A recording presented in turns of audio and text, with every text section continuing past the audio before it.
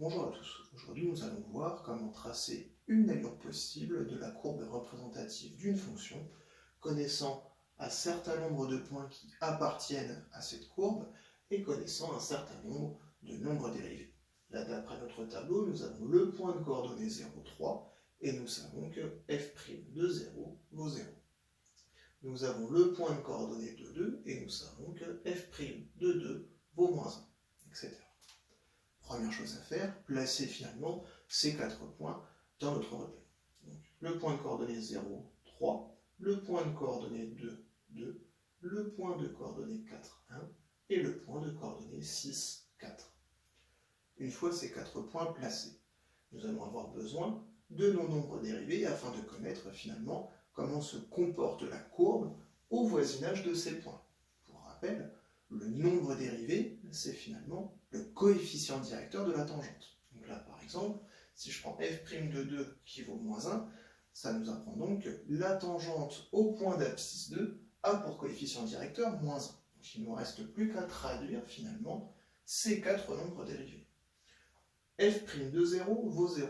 Donc la tangente au point d'abscisse 0 a pour coefficient directeur 0. C'est-à-dire finalement qu'on va avoir une tangente horizontale. Donc on va tracer un morceau de tangente.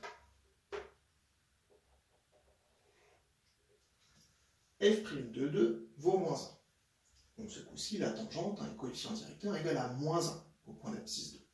Moins 1, notre pour coefficient directeur, ce qui veut donc dire que finalement, lorsque l'on avance d'un entre guillemets sur l'axe des abscisses, on doit descendre de 1 sur l'axe des ordonnées puisque le coefficient directeur est négatif. Donc je pars du point de coordonnées de 1, j'avance d'un sur l'axe des abscisses et je descends de 1 sur l'axe des ordonnées. Un morceau de tangente. Le point d'abscisse 4 a une tangente qui a pour coefficient directeur 0. Donc, comme pour le point d'abscisse 0, une tangente horizontale.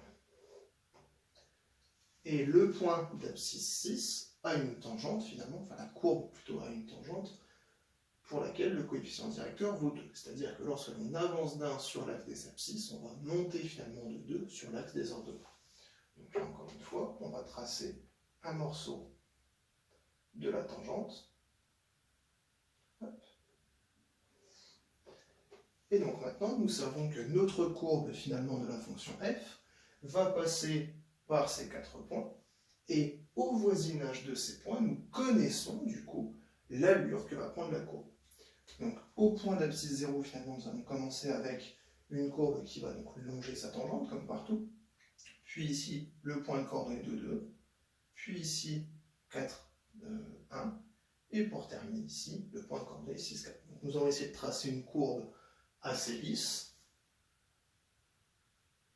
comme ceci.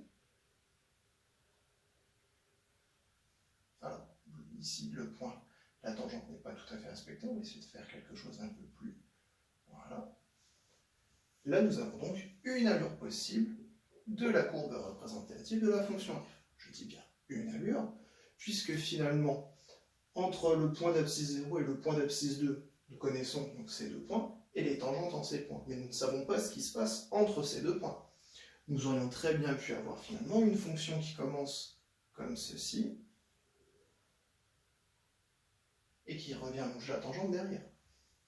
Donc vous voyez, finalement, ce n'est pas l'allure possible de la courbe de f, mais bien une allure possible, puisque finalement, à part les informations du tableau, nous n'avons pas suffisamment d'informations pour tracer précisément la courbe de la fonction f. Merci à tous.